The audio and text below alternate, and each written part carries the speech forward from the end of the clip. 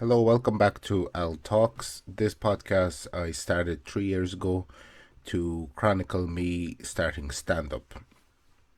This podcast is a weekly podcast. It comes out once a week, and this is just a small little introduction video into the podcast. So, down below in the description of each episode, you can go to my Linktree and find links to everything connected to me.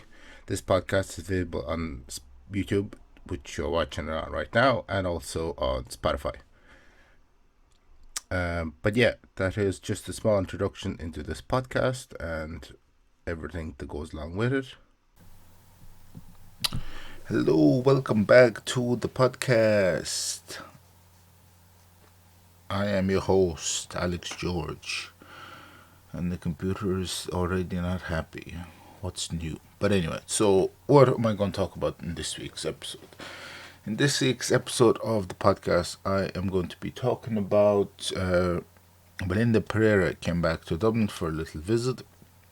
I went over to see him for a couple of days and met a very unexpected person. Strange, yeah, just kind of weird, strange. Came out of nowhere, really, to be honest. Yeah, it was a Tuesday. One of the comedy clubs that my friend runs, Raiders, was having a comedy competition. So I went over to, because a lot of my friends were performing. So I just went over to watch.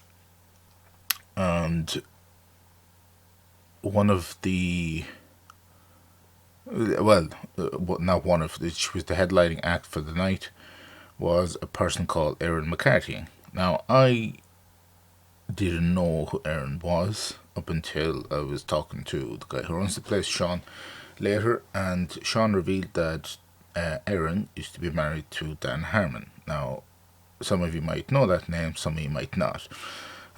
Who is Dan Harmon? Dan Harmon's one of the people who created the popular adult cartoon called Rick and Morty.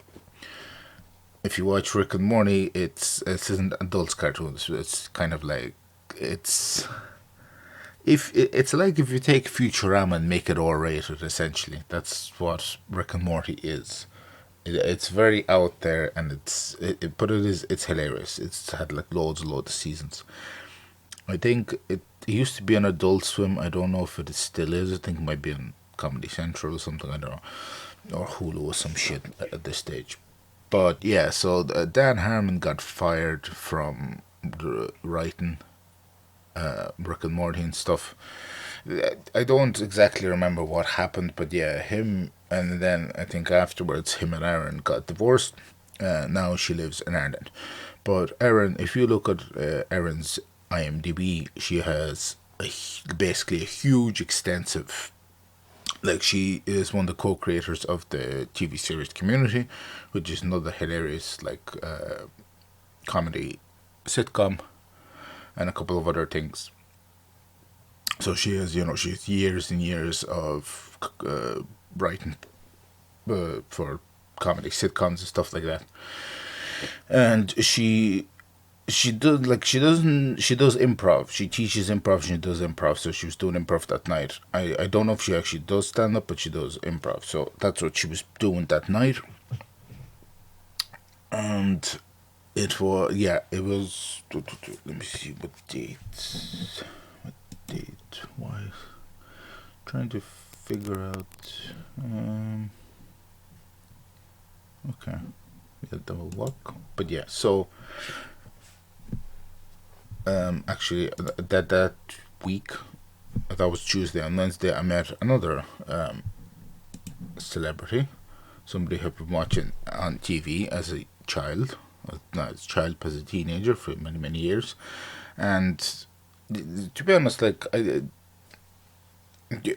it's strange that I've never come across him before, but this happened at this stage. The person I'm talking about is Dave McSavage. Dave McSavage, in the heyday of RTE comedy, was on multiple things, mainly The Savage Eye, which he, I think, co-created with some people. And to be honest, I had lovely having a conversation with him. especially once he found out I was a comedian. He's like, "Oh, you do comedy as well?" And because what happened was the show had already started. Me and Melinda walked in, and he was like, "Oh, look, two Yanks."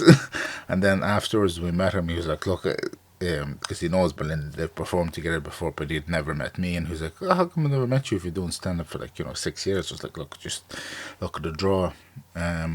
Because I don't live in Dublin. I don't realistically only get to perform if all stars line roughly once a week, sometimes more, but that's anything more than once a week is a blessing, especially now that I haven't really performed in a bit.